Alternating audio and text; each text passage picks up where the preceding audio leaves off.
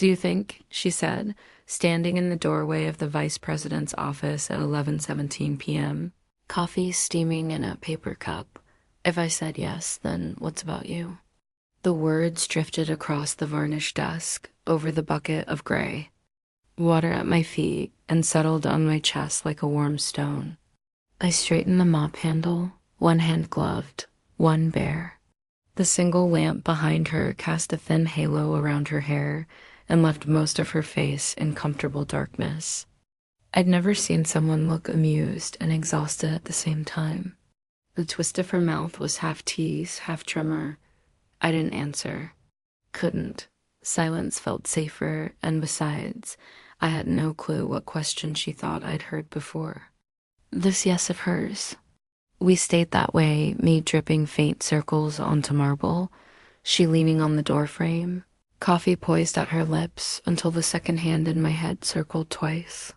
Then she gave a sideways smile that felt like a private joke. Wrong. Man, she murmured, wrong moment. With a faint lift of her shoulder, she slipped out, soft heels whispering against carpet. The quiet that followed was deeper than any hush I'd cleaned in, somehow fragrant, vaguely caffeinated, electrified. The door eased shut, and the sound was as gentle as somebody tucking me in. My nights were mostly bleach and buzzing lights. 3 office towers, 11 floors each, starting at 9. No conversation, no windows open, just my reflection haunting every chrome elevator door. After my mother's first chemo round last spring, I quit art school to pick up overtime. Graffiti. Dreams don't pay for anti-nausea drugs. So I learned the rhythm of fluorescent hums, the sweet spot pressure on an industrial mop, and the way loneliness could echo off glass partitions. Most suites were lifeless cold quartz reception desks, wall-mounted motivational quotes, the smell of toner and stale air conditioning. Hers was different. Whoever she was, she left the place scattered, sticky notes curling off monitors, books stacked under a lamp, poetry tacked above a credenza as though she refused to let the buildings. Blank whiteness swallow color. Some nights a speaker on her credenza hummed low jazz Miles's horn, slipping around corners, brushing my ribs. I'd slow my sweeping strokes just to listen until the last reverberation dissolved. Told myself I didn't linger for her only. The music, the clutter, the way life spilled past the edge of assigned space. But the truth is, I waited for her silhouette, the way sailors watch a horizon for a lighthouse flash. 4 nights after that strange question, thunder stitched across the downtown sky and rain smeared the sealed windows like watercolor. I was emptying recycling bins when she appeared again, barefoot this time, hair pulled into a haphazard knot, blouse sleeves rolled enough to reveal pale freckles. She halted at the threshold, then exhaled as if rehearsing lines. I owe you an apology, she said. I startled you the other night. You didn't, I lied, though my pulse had pounded then the way it did now. I just didn't have an answer ready. She grinned a quick flash of teeth. Tea? I'm brewing chamomile because the coffee has finally conquered me. I hesitated, glanced at the wet tracks my shoes left on the carpet. I don't want to drip across your floor. It's our floor after 7, she countered, tilting her chin toward a small kitchenette in the corner. Steam railed above a chipped kettle. She poured into 2 mismatched mugs, one bearing a fading university crest, the other hand-painted with a crooked sun, and offered me the sun. I took it, index finger warming along the rim. A new record spun on the speaker, Ava Cassidy's voice, a hush made of silk and ache. We sat she on the edge of her desk, me on a vinyl guest chair that squeaked. Rain tapped rhythms on the windows, cymbals soft and relentless. Do you always work this late? I asked Dot. She shrugged. Work or linger. Depends whether I'm rewriting spreadsheets or ghosts. I didn't know what to say, so I sipped. Honeyed floral. She studied me as though sketching lines she meant to memorize. You like Miles, she said. I do. And blue notes. They feel like night understands itself. She chuckled, that private sound again, and rested her heels on the drawer. Handle. We talked about Ella phrases she loved, about how vacant the city felt after midnight, about the best corner bakery for lemon brioches. We didn't exchange names. Names felt too immediate, too boundary rich. What mattered was the low.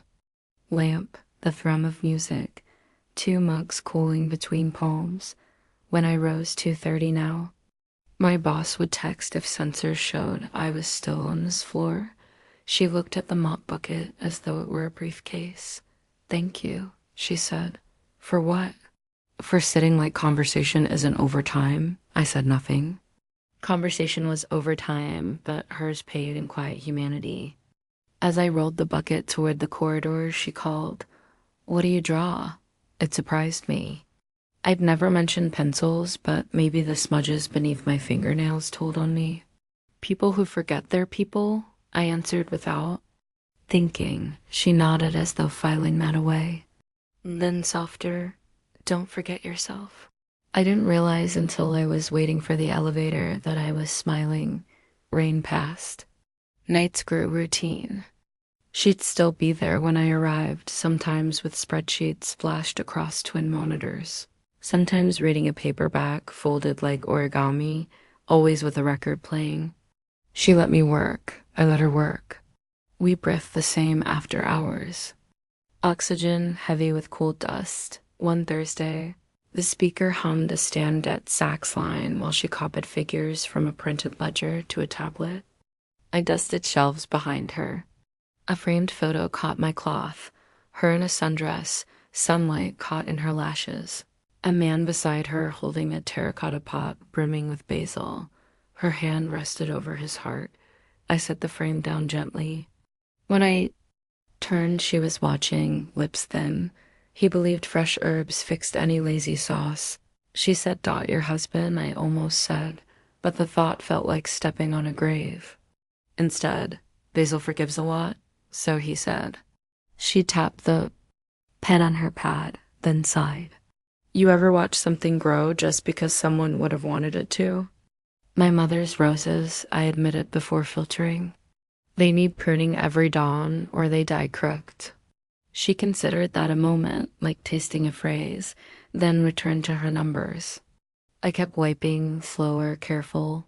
That night I noticed the faint pale band on her ring finger skin, less freckled than the rest, like a ghost of commitment hovering just above her knuckle. Grief clung to her, subtle as lavender on a scarf someone no longer wore. Once, past midnight, I heard a stringlet. Sob. I was emptying shredders near the mailroom. The sound drifted from her office, muffled by the half-drawn drapes. I stood in the hall a beat, unsure, then walked on. When I swung back 15 minutes later, only silence remained, and the curtain had been pulled fully across the glass. I never imagined the geometry of our nights could pivot on something as small as my footsteps. But near 3 a.m. on a Tuesday, I coiled the vacuum cable exactly as she slid her laptop into a canvas bag. I gave a slight nod, my version of goodnight. She responded with a distant smile, more porcelain than usual. At the doorway she paused. Palm on the jam. You always leave before I ask the second question, she said. My heart stuttered. The hallway behind me was slick with floor wax. The overheads hummed. I met her gaze, a constellation of tired gold flecks, determined brightness. Fighting dusk.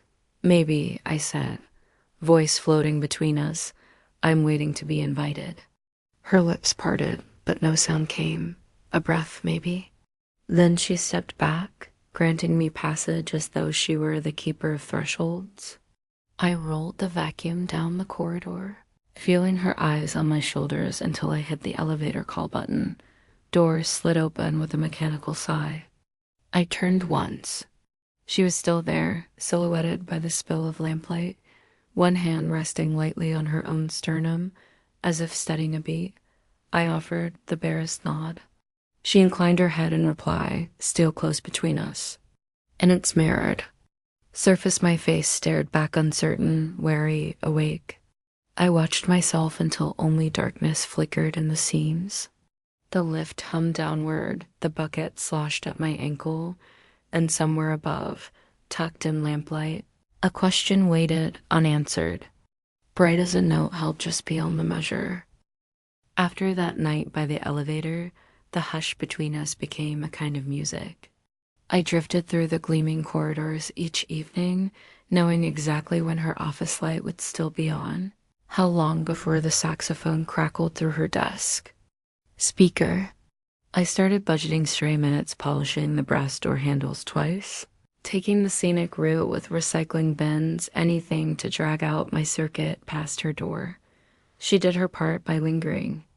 11 turned into midnight, into 1, she wrote, or stared into the bright aquarium of her monitor, or angled a lamp toward a manuscript covered in red pen. Sometimes she simply leaned back, eyes closed, the tip of her pen tapping air like a conductor leading silent strings. When I stepped through the threshold, she would glance up, tuck a curl behind her ear, and press play on whatever record she'd cued. Brubeck, Sarah Vaughan, Coltrane, As Gentle as Rainfall. More than once she read aloud while I wiped fingerprints from the conference table glass verses by Mary Oliver, a paragraph from Baldwin, even a paragraph of her own that she immediately dismissed as indulgent.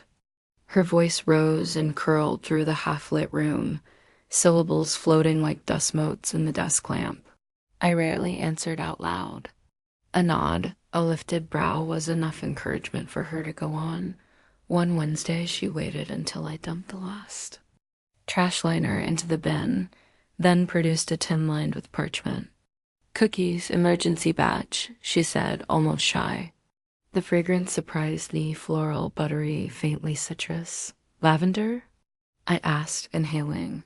Lavender shortbread, she confirmed, brushing sugar from her knuckle. They're restful. I bit in. The crumb melted to silk, sweetness tempered by herb. She watched me with an expression somewhere between curiosity and relief, as though gauging whether I'd refuse the peace offering. I finished 2, thanked her, and slipped the tin onto my cart for later. She turned back to her screen, but her shoulders had lowered. The invisible weight redistributed. From then on, pastry became language. Lemon thumbprint cookies one night, still warm in a wax paper bag. Cardamom crescents on Friday, when thunderstorms hammered downtown and static-laced. The office Wi-Fi. I tried reciprocating once, brought her a cup of streetcar chai, but she laughed and rescued me from my own awkwardness. Claiming caffeine debt for the next decade. Saturday arrived wet with early spring drizzle. I traded my uniform for paint spattered jeans and headed to the dollar store for detergent when I spotted her across the neighborhood square. Sun hat, denim shirt, thick gloves muddy to the wrists. She balanced a bag of mulch against her hip, brow furrowed at a stubborn gate latch. Morning light caught the strands of gray at her temple. I lifted a hand, half wave, half reflex. She blinked as though coaxing a face from a near memory. When recognition settled, she looked almost embarrassed to be seen in daylight, as if our acquaintance had been meant strictly for moonlit corridors. The gate finally gave, creaking open on a narrow walkway, bordered by unkempt rosemary and flopping daisies. I ambled over. Mulch struggles? She exhaled a short laugh. Believe it or not, spreadsheets don't prepare you for soil amendment. Let me help. It wasn't a question. I set the mulch down beside a weather-stained potting bench and rolled up my sleeves. The backyard was modest, a patchwork of raised beds, clay pots, and wooden trellises bare from winter. She fetched a second bag. Together, we distributed the dark crumble around skeletal basil stems in thyme that clung to life near a cracked bird bath. Under the open sky, she seemed simultaneously smaller and less fragile, as if daylight redrew her. She was quick with puns, time, management, earned a groan from me, and she slapped my arm with her glove when I rolled my eyes. Wind teased citrus blossoms somewhere beyond the fence. Damp earth smelled of yesterday's rain and buried seeds. When we paused for lemonade, she leaned against the porch rail, brim of her hat shadowing her gaze. He used to garden, she said, watching me pick stray dirt from my cuticles. Her tone carried neither explanation nor invitation. I nodded, respectful. A moment later, she brightened and asked whether my mother's roses had budded yet. The ease of the shift told me she trusted the silence we'd built. Around 3, a neighbor poked his head over the fence to compliment the basil. "You're late." "Husband's tomatoes were legend," he said. The compliment landed like a nail dropped on crystal. Her smile froze, thin as onion skin. She excused herself to fetch water and returned with red rims around her eyes she pretended were from dust. I raked the mulch in neat swirls until tension subsided into birdsong jaw. We shared no names that afternoon either, though I learned she preferred black tea to coffee afternoon, and that her father used to call marigolds gold coins for the soil. When I left, dirt under my nails and the sun edging low, she pressed a bundle of thyme into my palm, fingers brushing the soft base of mine. The fragrance clung to me on the walk home. Night reclaiming us felt inevitable. Monday brought cold air conditioning and 2 bright LEDs. She'd cued Bill Evans, piano notes drifting like candle smoke. As I passed behind her desk, she reached, not abruptly, just a quiet extension of intention, and lifted my collar, tucking the folded edge flat. Her fingertips skimmed the side of my throat. I felt the stroke echo inside my jaw, beneath the sternum, lower. Neither of us spoke. She returned to her screen. I rebooted the vacuum, but forgot to switch it on, stood clenching the handle until the plastic squeaked. When I finally moved, everything, the hallway, the buzzing ballast lights, the grin of the vending machine felt tremulous, as though I'd entered a new atmospheric pressure. Hours later, home in my cramped studio, I laid sketch paper on the dresser and tried to capture what had touched me. I didn't draw her face, didn't trust the memory yet, but carved gentle charcoal arcs for the slope of a shoulder, the suggestion of a cheekbone, the glint of lamplight playing at the edge of her hair, shadow defining absence. By dawn, a smudged silhouette occupied half the page, gaze turned away, yet the electricity hummed from graphite like static. Days settled into cadence, mop swish, soft jazz, low murmur of her voice when she felt like reading. She had started choosing poems that tasted of quiet survival, Raymond Carver, Ada Women, lines about ordinary grace. Occasionally, she slid one printed verse across the desk for me to pocket. I kept them folded in my wallet beside my mother's appointment schedule. She moved closer without moving closer. I would notice her chair angled a 10th turn toward my station cart, or find she'd wheeled it so our knees almost mirrored. When my reflection passed across her glossy monitor, she didn't minimize the spreadsheets. She let me see the colored cells marching across columns, the task that anchored her long past quitting time. On a Tuesday near 1:45, with Chet Baker sighing through muted trumpet, she set her pen down and turned fully toward me. Her lips parted, as if testing the weight of a bold confession. I paused mid-wipe, cloth dangling over the trash can. Her eyes searched mine, hazel streaked with soft lightning, and whatever she saw made her inhale, tremor knitting across her lashes. The silence thickened, not awkward but enormous, a cathedral holding one shared candle flame. She began, barely audible. The building's air handler clicked off and the hush deepened. Her tongue traced her lower lip. I waited, hands tingling. Then, to my surprise, she smiled instead, small and almost mischievous, lifted a cookie tin she'd hidden and said, "Almond polverons. Crumble bombs of happiness. Dare you?" The spell fractured into gentler magic. I accepted the offer, dusted sugar off my knuckles, and told her the cookie was a grenade I'd gladly sit on. She laughed, too full of life for the apology that flickered behind her dimples. Yet as we parted that night, the unfinished syllable clung to me. It followed me into the elevator, into the underground parking, into the seat beside my mother's hospital bed where dawn-colored monitors blinked. I pressed the cookie against my tongue, savoring crumb and sugar, tasting secrets deferred. The following evening, she invited me to sample a newly arrived recorder. Love Ella Fitzgerald said she claimed would thaw any January. She sat on the floor beside the turntable, legs folded, shoes off, toes painted a reckless coral that laughed. Beneath the conservative slacks, I vacuumed in slow arcs as Ella scatted. She traced lazy patterns on the parquet with one fingertip, eyes closed, shoulders swaying. Every so often, our gazes lockstepped and did not retreat by the time I put the equipment away. The record crackled in its run-out groove. She stayed on the floor, resting elbows on her knees, hair loosening from its clip. I sat against the door jamb, knees drawn up, unable to leave. That thing she'd almost said circled us like a constellation just out of focus. She lifted her face as though receiving snowfall and whispered a word I couldn't catch, maybe my name, which she didn't know, or maybe a prayer. Then she shook her head, smile rueful, and rose to refill her mug. It was almost 2 when I finally headed out. The corridor lights had dimmed to energy-saving mode, and cleaning bots whirred like timid ghosts.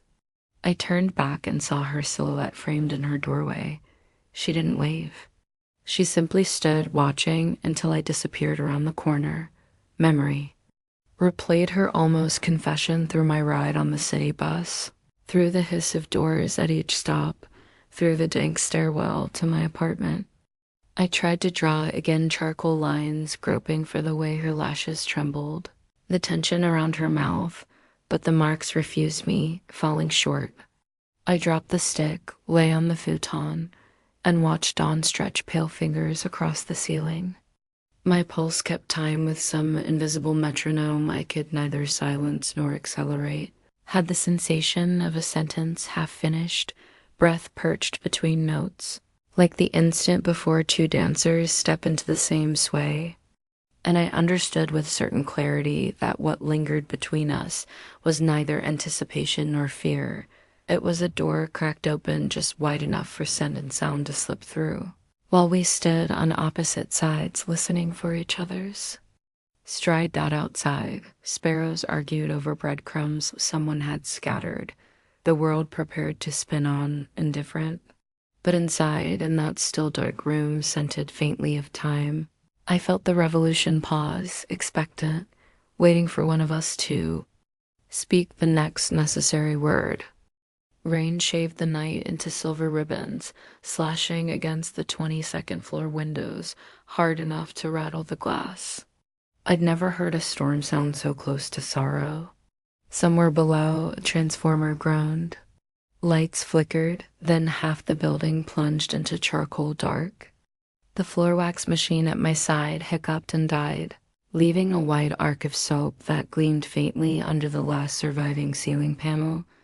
Emergency strips blinked on, low and reddish, turning the marble corridors into the inside of a vein. Elevators froze small red LED spelling, ERROR, and the hush that settled felt like lungs holding themselves still just to listen for thunder. Tucked my phone flashlight beneath my chin and jogged the hallway, checking offices for anyone stranded. Most suites were empty as always, but her door stood ajar, lightless, computer screens dark. My pulse jerked. I called her name in my head, the name I still didn't know, and followed the faint scent of bergamot and paper. She was barefoot in the service hallway, crouched before an electrical panel, one hand steadying the open breaker box while the other slapped a switch that refused to click. A loose braid trailed down her back, wet at the ends where rain had chased her through a prop stairwell door. She muttered something unladylike at the breaker. That small ferocity split a grin across my face, unexpected and whole, and a laugh burst out loud, real echoing against concrete. She jerked up, startled, then straightened, palm covering her heart. When she recognized me, she leaned against the wall and exhaled. "Finally," she said, hair clinging to her cheek. A real laugh took a blackout to coax it out. I wiped rain from her forehead with the cuff of my sleeve before thinking. Electricity crackled somewhere distant, answered by another rolling boom. "You okay?" "I'm fine." She flexed her bare toes on the chilled tile. Shoes got sacrificed to a puddle. Lightning flashed through the narrow window on the stairwell door, momentarily painting her in ghost white. She frowned at the breaker panel. "The elevators are out. Half the floor, too. They'll send maintenance, but we can wait it out." I lifted the mop bucket handle like an offering. "I've got top shelf hallway seating." She laughed, soft, surprised, and together we sloshed down the service stairs. Stopping at the mid-landing where a single battery lamp hummed, I set the bucket upside down for her. She sat, knees hugged, rainwater dripping from her braid onto her collar. I took the step below her and switched on my phone flashlight, angling it at the wall so the glare became a low spill of bloom around us dot for the first time. I noticed her toenails, a messy coral, chipping. Some tiny imperfection made the moment feel truer than any polished lobby.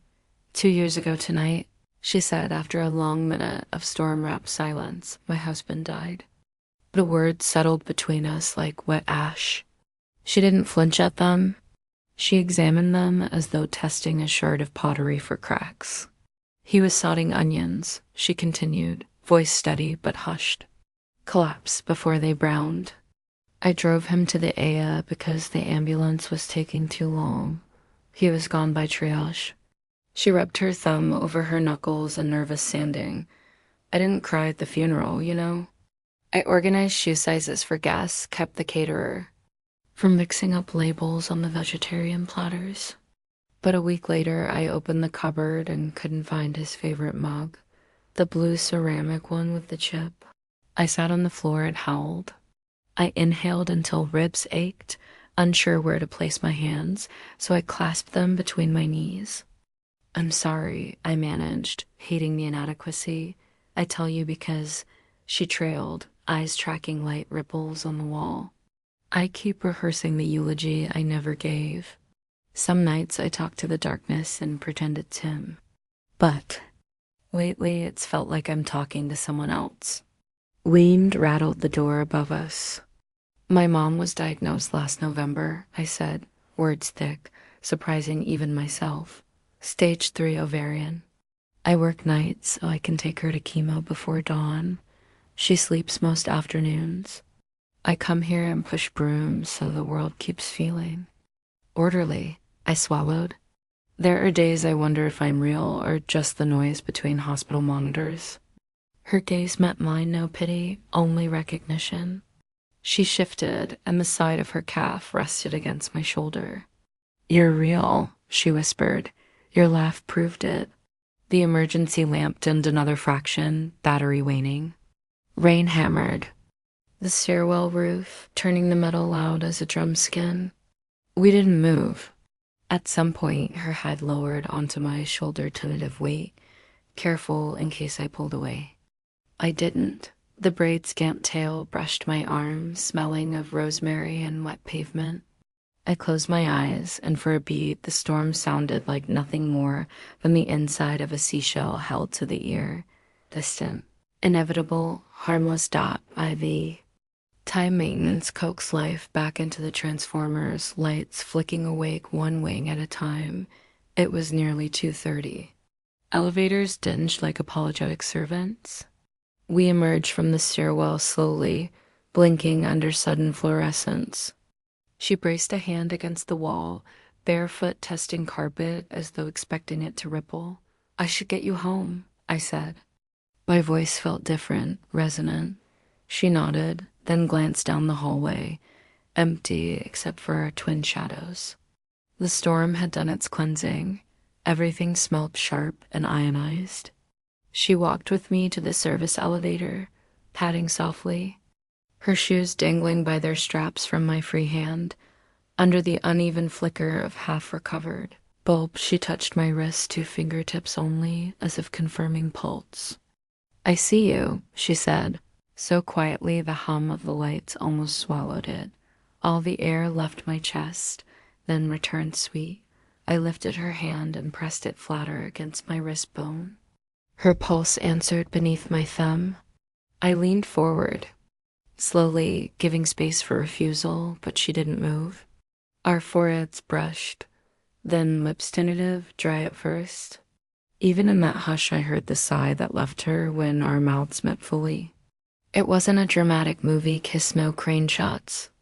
No violins, just a slow, sure exchange of breath, the kind of warmth that reminds bone it has a shape worth inhabiting.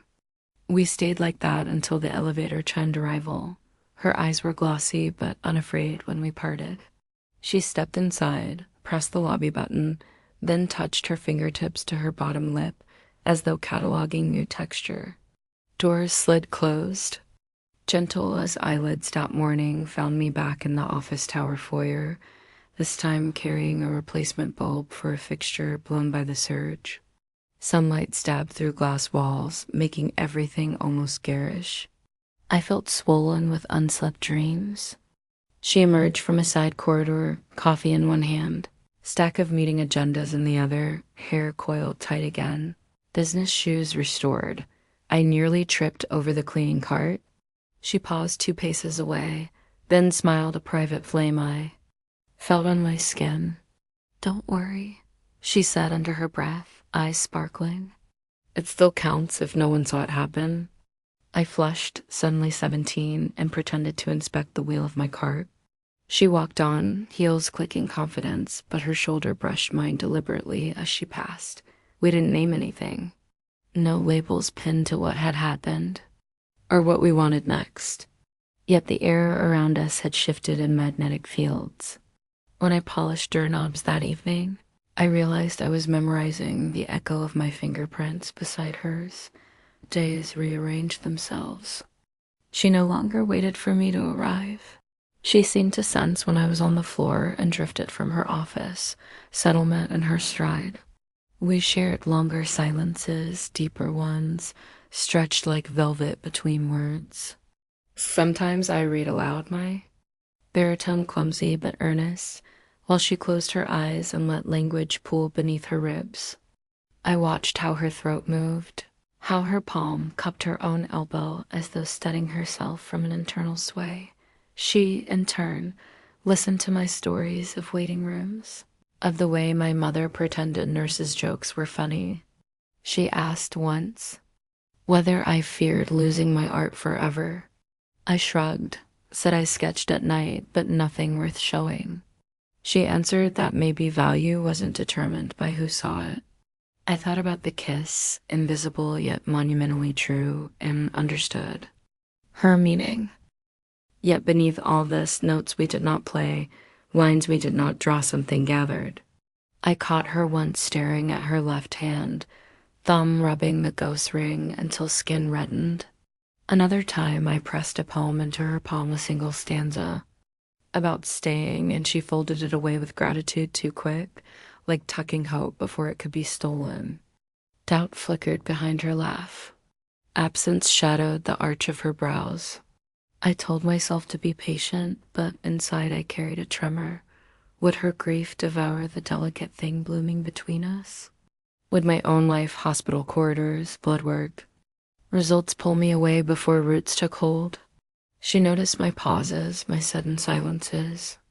One night she stepped close as I sanitized desk glass, resting her hand over mine until both our reflections blurred.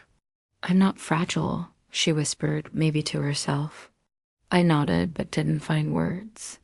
She withdrew, leaving warmth on. My knuckles that cooled too fast. Routine thickened like river ice, safe on the surface, current swirling unseen. We navigated it with small compass touches, her mug refilled before she asked, my headphones mysteriously wound and waiting on. The cart.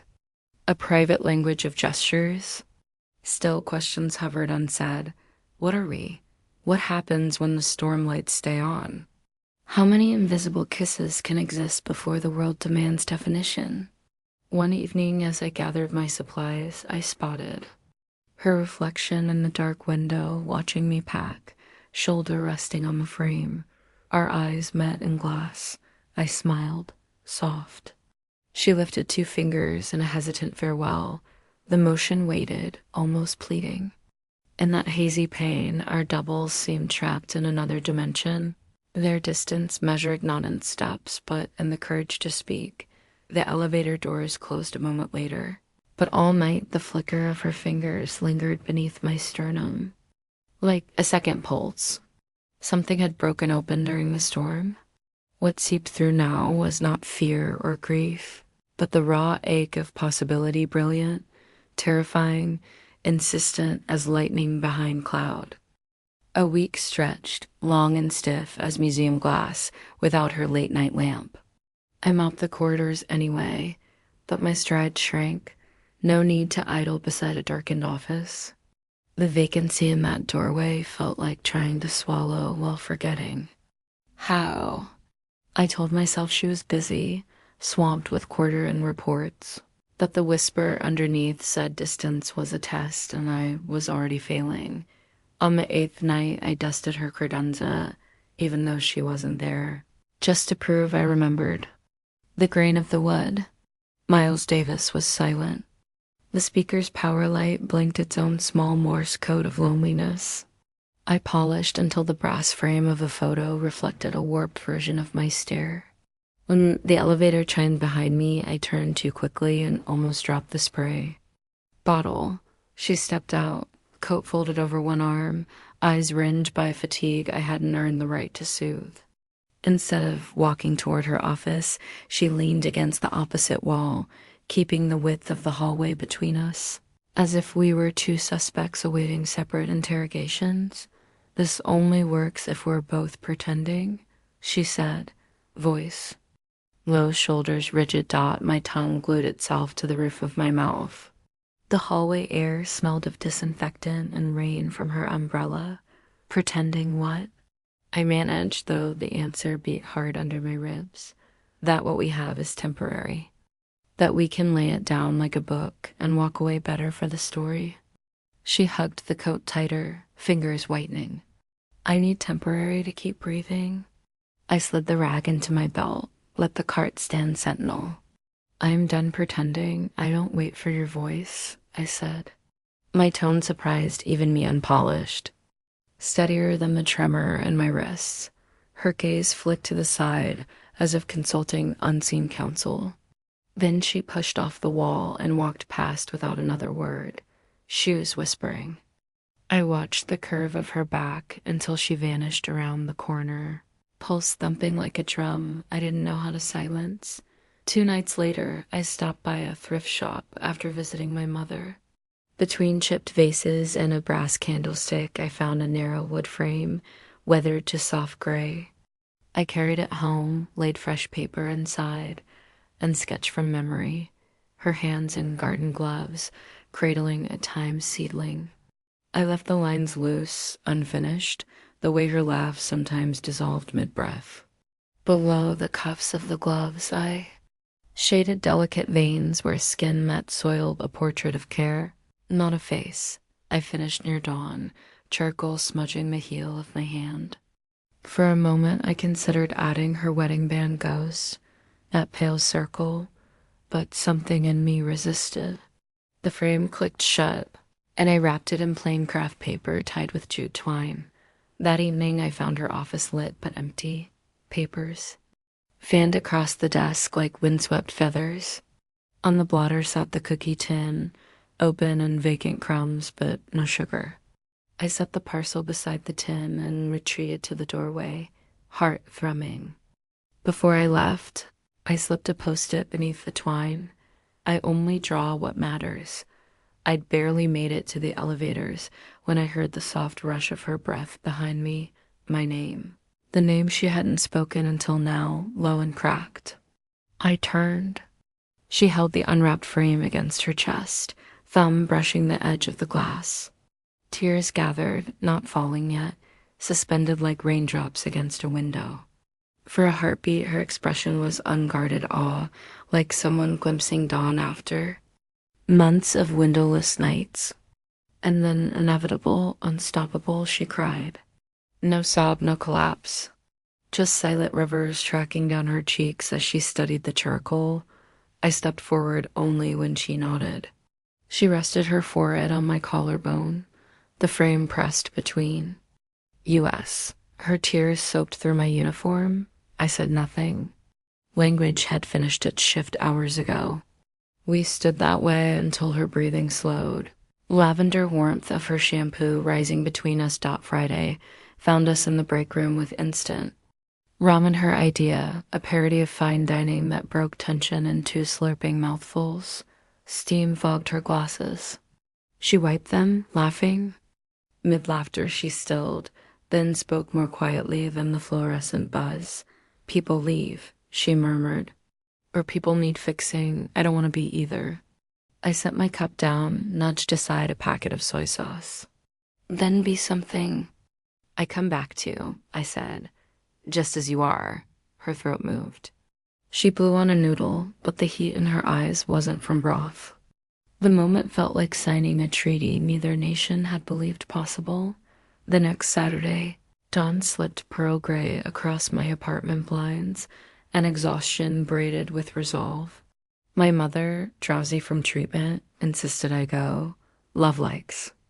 Punctuality, she teased, words papery but bright. At a craft market near the river, I found a potter selling imperfect treasures, mugs glazed to resemble leaf veins. One bore a single basil sprig, its green rendered in watery strokes that bled at the edges. I bought it, wrote my name and number on stationery, folded the page until it fit inside, and added 3 words. Still here. Still seeing you. Her house sat quiet under maple shade. Dew darkened the porch planks. I placed the mug beside the door and back down the steps, heart drumming something wild. Walking away felt like dangling above water, waiting for rippled hours past. Afternoon late sunlight across the hospital waiting room where I sat with sketches in my lap. My phone vibrated. A picture message, her hand wrapped around the basil mug, thumb smudged with flour. Beneath the image, I kept the time alive. Come. Taste.summer slipped in wearing honeysuckle and late sunsets. My mother's prognosis steadied. On good days, she argued with TV game show contestants loud enough for nurses to hush her. Between shifts, I biked to the house with a maple and helped string fairy lights across the garden arch. Sometimes we never even kissed. We just worked. Parallel, trading quiet glances that felt deeper than contact. She spoke of her husband now without flinching. The way a healed bone remembers winter but keeps walking. I spoke of charcoal lines and how sketching her hands had woken color in my sleep. We gathered basil, brewed tea, knelt to loosen soil around the bell peppers she dared plant. I began leaving my cleaning cart sooner, meeting her for Sunday farmers markets. She learned how I took my coffee black with a clink of dark chocolate, and I learned she added turmeric to her scrambled eggs for color more than taste. Those details stitched us into something steady. We kissed sometimes, sure, but the gravity lived in other gestures, the way she pressed her palm to my shoulder before greeting nurses when she visited my mother, the way I checked the porch each dawn for a new cookie recipe scrawled on index cards. We never used words like dating. She once called us 2 interlocking puzzles finally flipped to the right side. I called us a storm's quiet echo, proof that thunder isn't everything. The months turned a golden corner. On a breezy October afternoon, I sat barefoot at her kitchen island, the slate floor cool against my arches while she rolled dough for scones. Window sash open, jazz murmured from a vintage radio, the same Miles record that used to echo across marble. Flower caught sunlight, floating motes that resembled first snow. I traced a basil sprig on the mug she'd set beside me, its glaze. Cracked with washing, she slid a tray into the oven, dusted her hands on a cloth, then came around to where I perched. Fingers warm from dough settled over mine on the counter. Her pulse fluttered once, then steadied. "Do you think?" she whispered, eyes scanning my face as though memorizing again. If I said yes again? The question pulsed with more weight. Than the first night, the yes now carrying seasons, soil, shared silences. I covered her hand with my other, feeling the flour grit between our knuckles. Leaned in until our foreheads brushed. Then I'd say finally, I breathed. She smiled, wide and sure, and rubbed a streak of flour across my cheekbone, playful, sealing the vow with mischief. I laughed, the sound full and known, and stole a kiss flavored faintly of sugar and yeast. Outside, wind teased the thyme beds we'd planted months before, and somewhere in the distance, a siren wailed then faded, as if even emergencies respected the hush inside these walls. The timer dinged. We didn't move right away. Light slanted through the open window, washing the countertop, bright on our intertwined fingers, bright on her hair. In that hush, I remembered every storm that had carried me here, every corridor and curtain and cardboard cup, and felt grateful for each. The scones would burn if ignored, but love, I was learning, could wait with patient heat.